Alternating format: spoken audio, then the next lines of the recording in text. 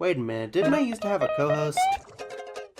Hello random person, Sab Nino here. Welcome back to Sponge Takes. For the time being, I'm just gonna do Sponge Takes casually and not weekly, and just try to do it on my own. Maybe eventually I could find a new co-host. If anyone in my group of friends who is a regular watcher of my YouTube channel wants to review episodes with me, comment below, because I love bouncing off of people. But the reason why I brought this back is because we have the 4th ever TV movie. Season 14, episode 302 to 303, Kreepaway Camp. While at Kamp Koral for a reunion, SpongeBob and the gang are stalked by a mysterious figure lurking in the shadows as campers start disappearing one by one.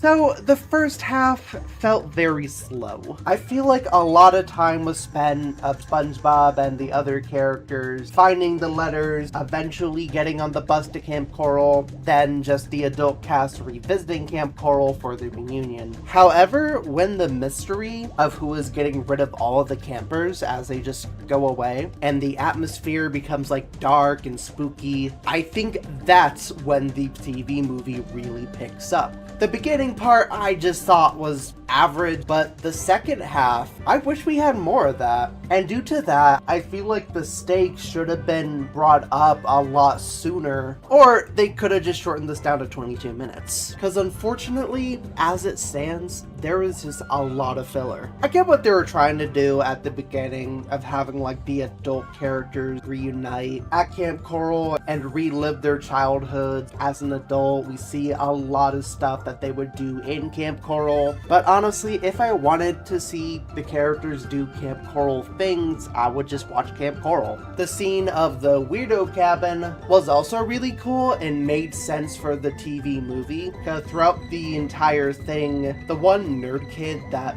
hung out with Perch Perkins in that one Kamp Koral episode, I keep forgetting his name, but he kept talking about horror movie cliches, so they decided to turn to the weirdo cabin, because they're all horror movie type monsters, so it makes sense that they turn to them first. Also, spoiler alert, I should have put a spoiler tag. The person who has been kidnapping all of the characters, I'm blanking on his name, but it's the kid in Kamp Koral who would always say, "This is fun," which I say is a twist that makes perfect sense, and is a great way to tie in the Kamp Koral series finale. Because in the finale of that series, it ends with him just being trapped in Kamp Koral and missing the bus. So it's pretty cool how they brought that back and having him just live at the camp for the rest of his adult life. And due to that, the reason why he was kidnapping everyone was because he lacked social skills, which they bring up a few times because the movie just needs more filler. The point that I do want to mention, unless you watched Kamp Koral prior to watching Kreepaway Camp,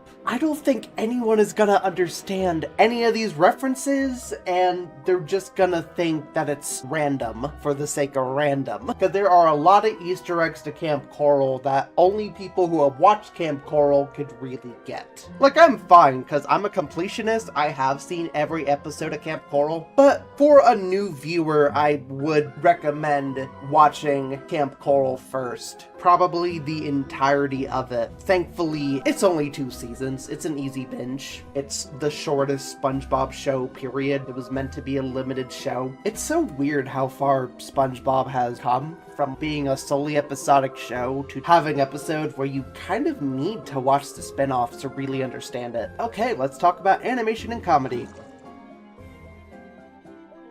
I love it when the special has atmosphere. I really love the run-down, almost like mysterious and vintage look of Kamp Koral. It makes sense for it to just be run down and abandoned. Mr. Krabs runs the Krusty Krab now, Mrs. Puff has a boating school, Plankton has a chum bucket, so it makes sense for the location to be run down and just abandoned like this. The fact that it is abandoned, I think, makes it even better and adds to the creepiness of this episode. And the first half, other than this really cool beginning animation where they mess around with the camera and show the silhouette of the kidnapper, most of it is just the bright, saturated color palette of SpongeBob, which I love, don't get me wrong, but I wish they played in with the color palette a little more throughout the episode. Like, really make it feel spooky, like, throughout. I think the movie is at its best when it's really leaning into that horror aspect. The scene showing SpongeBob just reminiscing about Kamp Koral by seeing everyone on the bus as their younger selves is a cute idea. I really enjoy it, though I will admit seeing SpongeBob out the window during that whole thing kind of felt forced. It felt like they went, okay, we have all the characters, so we have to include SpongeBob, so let's just have him in the window, sure, why not? But I don't think that was really necessary, because when something normal this way comes, we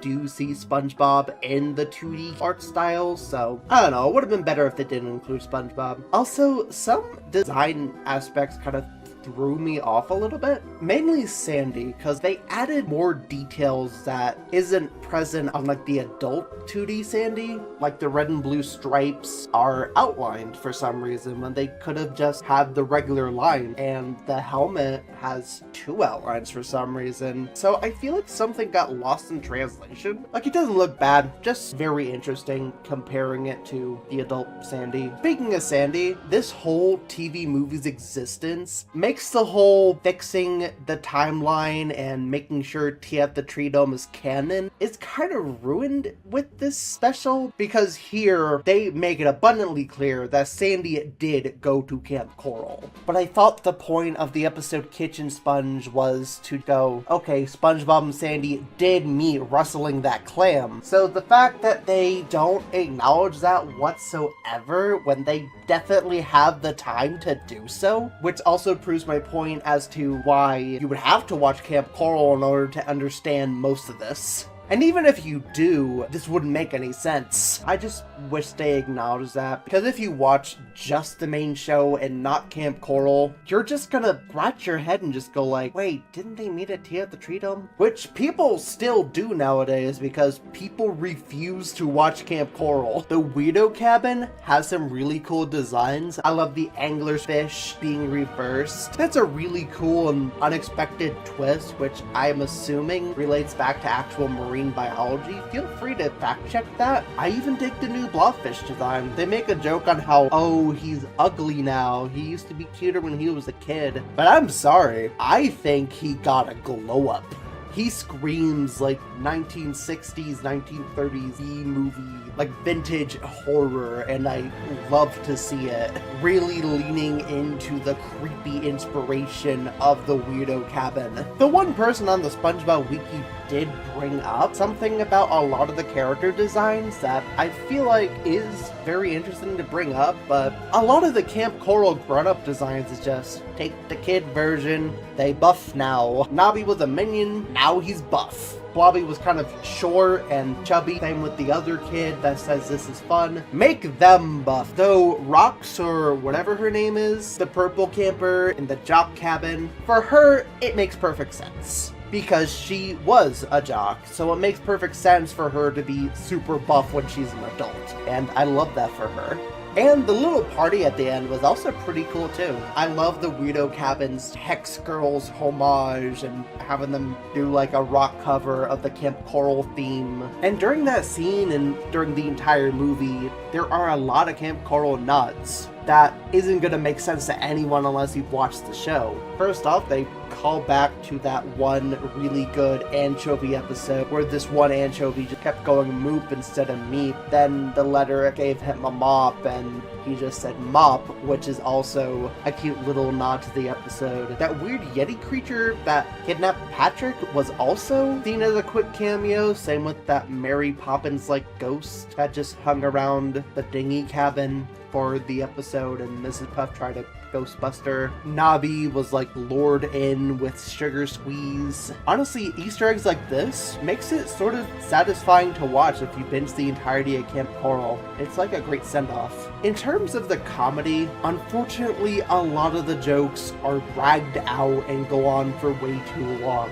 For instance, Patrick trying to open the envelope in the beginning. It started off decently funny, but then they kept going on and on. Patrick trying to figure out why he couldn't eat it, and then he figures out it's an envelope that isn't for eating, but instead because there's a letter in it. So he turns to SpongeBob. I think it would have been better if the opening was a lot more condensed, so we have a lot more time for the story, for more of the atmosphere. There was also another long and overused joke where Bubble Bass's ass was in pain, which I figured would have been like a throwaway gag that they never call back to, but in the same scene, they kept commenting about Bubble Bass's butt and how it's in pain, and I'm just like, alright, I get it. Bubble Bass has a sore butt. It wasn't even that funny to begin with. Why are you dragging it on? Scenes like this makes me wish that the special was shorter. If they feel the need to fill the runtime, then why not just make it 22 minutes? I'm sure that would have been fine. I also love Harvey just poking fun at horror cliches. I ended up remembering his name now. Him pointing stuff out like, oh, if someone says I'll be right back, that means they're never coming back. There was also an ongoing joke where he kept going, there should be absolutely no canoodling, which wasn't super funny, but it led to some pretty funny bits. Like him doing the sheaf makeout wreath thing where he does like the hands behind his head. Plankton saying that he reached first base just for us to figure out that it was a baseball game. And SpongeBob's little line of him saying that he doesn't even know what canoodling is a really cute character nod and one that makes perfect sense for him. Also, there was a scene with Squidward where two sea bunnies were just controlling two pairs of shoes. And Squidward just had a reaction of just like, oh, that's actually kind of cute. It didn't make me laugh, but that was a cute little moment. And it also made me wish he had a similar reaction in Gary's Playhouse, because there, outside of like maybe SpongeBob, everyone was just so out of character in their responses to the cuteness of Gary playing house with other sea creatures. But this episode is about Kreepaway Camp and not Gary's Playhouse, so let's wrap things up with some trivia. Similar to Hillenburg's tribute in Big Birthday Blowout, this episode is dedicated to the series art director Peter Bennett, who sadly passed away on May 17th, 2024.